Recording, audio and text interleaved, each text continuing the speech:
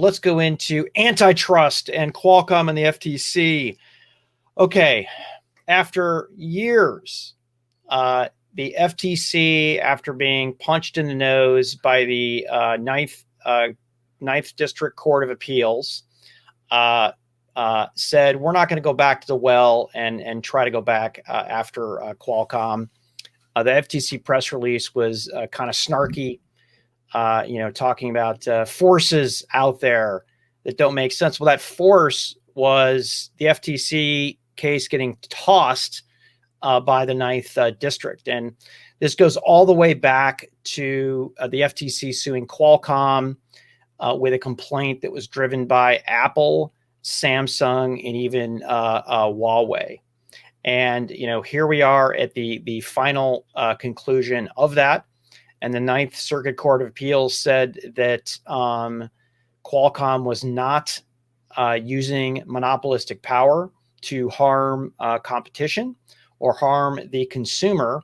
And their current methods of doing licensing were FRAND compliant. So this pretty much shuts the door. I thought about maybe, Daniel, putting a question mark on this because these things live forever, right? I mean, are we going to see something on 6G?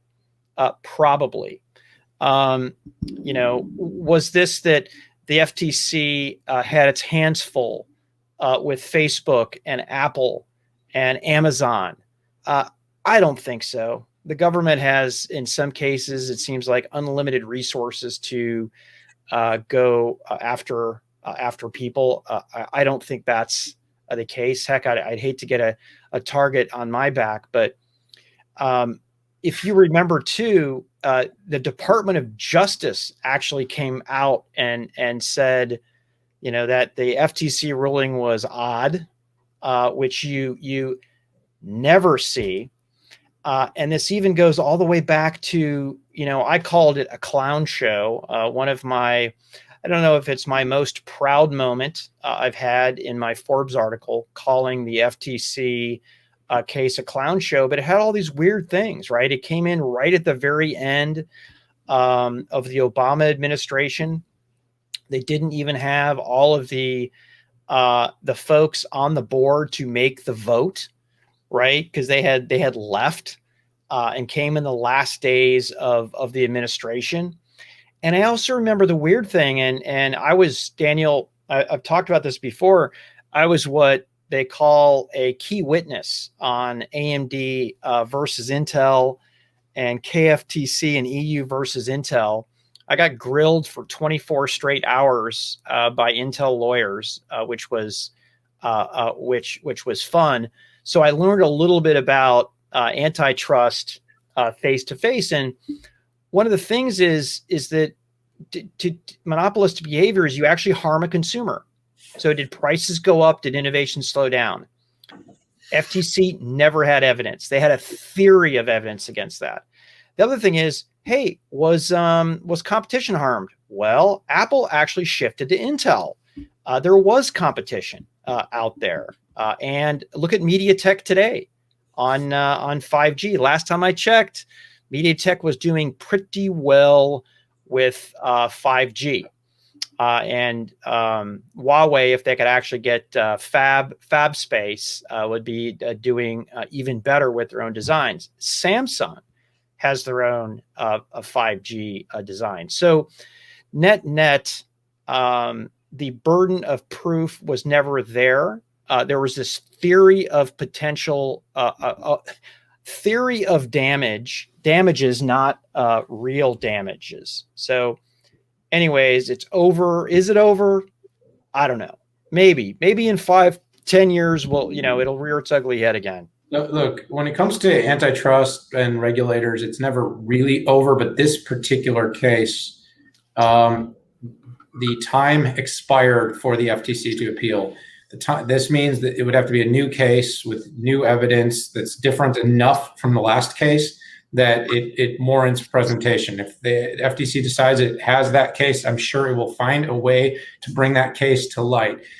Pat, you covered a lot of it, and there's not a lot for me to add, but I do want to say when you think about the witnesses that were provoking the idea of harm based upon this licensing model that costs somewhere around $20 or so per device to an Apple to use all of Qualcomm's billions of dollars of R&D investment that it does years ahead, by the way, of monetizing, there's two major problems with that. One is, how does a company worth trillions of dollars, trillion plus dollar valuation company like Apple that has margins that are speculatively over 80% on their iPhone devices claim harm about, when they're charging over $1,500 for some of their top tier devices, claim harm over a $25 piece? That wasn't a harm thing. That was a greed thing. And it's very clear what they wanted to go down to a part level licensing using FRAND that others like Nokia and Ericsson, companies that, by the way, have been absolutely unwound by this kind of licensing to not be able to make enough profit, not be able to grow. And they wanted to pull it apart and do the same thing. It was a thread in the sweater, and they wanted to pull the Qualcomm sweater apart, make it a weaker company. And by making it a weaker company, it put more cachet around Apple and the innovation that Apple creates. But Apple is an implementer as much as an innovator. Many times is an implementer, where Qualcomm legitimately right now, you want to talk about companies involved in 6G? Qualcomm is a company involved in 6G. Now, I'm tired already of talking about 6G because 5G is barely here. But they right now are spending billions of dollars to make sure that they're part of the standards creation for the rest of the 5G releases and what's going to be part of 6G. And they do not know for certain what that will mean financially, but that's the risk companies take. So Judge Lucy Koh, the FTC, Apple, Samsung, Huawei, all these companies that we're sitting there crying foul are companies that want to take out the benefits of companies that make big risks in innovation early on. Yes, I'm bullish and I'm positive about Qualcomm, but we don't need, that's not the kind of harm antitrust regulators are there to save. It's for people like you and me, people that are listening to this show right now that don't want to pay $1,500 for a device that could be $1,000 and still they can make a lot of money. Because I'll go any day, Pat, of the week and look at earnings for Apple and look at earnings for Qualcomm and look at the margins. I'm pretty comfortable saying Apple is not harmed by anything Qualcomm's doing when you look at its bottom line performance. Do you think, gosh, you were on a freaking roll, dude. It must be Friday. So do you think Apple is at risk of looking like a harming monopolist in the way that it treated Qualcomm? The day before the settlement, what came out in what was called the OEM trial in San Diego, evidence came out that there was a plan that Apple had to crush Qualcomm. It was essentially, hey, let's go get the lower cost licensees so we can set a low bar that makes Qualcomm price looks high. And then we're going to stop paying Qualcomm on there. It was all, and it didn't get a whole lot of coverage because literally the day after they settled, but I knew there was a plan to crush Qualcomm. I was told by everybody there wasn't, but there was. I don't always get it right, but I was here because I know how, business is tough.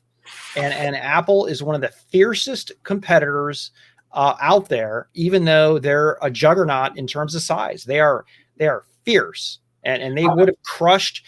Look at all the companies who tried to crush Qualcomm. I mean, Broadcom was going to come in and cut off its research, right? That would have killed it. I mean, every major international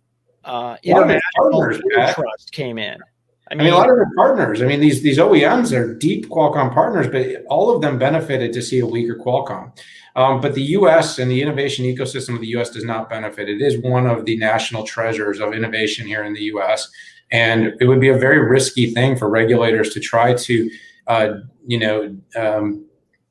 to weaken this company who's spending so much money to keep American technology companies in the lead on certain connective and communications technologies. But you know what? This was supposed to be a 2-minute quick 6-5 topic. This has ended up being our longest topic of the show. Yeah. But it is a passion topic. I don't feel sorry for any of those big companies. I do feel that consumers need to be protected. That's what regulators should be doing. I hope that's what they're paying attention to. By the way, I think Apple has a ping pong paddle that takes every ball like this that gets shot at them, and it's got a redirect button straight at Amazon. Just right. And shoot it right over to Amazon. Right. Right, exactly. And interestingly enough, Apple, in some of the arguments it used against Qualcomm, is coming back to bite it in its own. Now it's being investigated as well.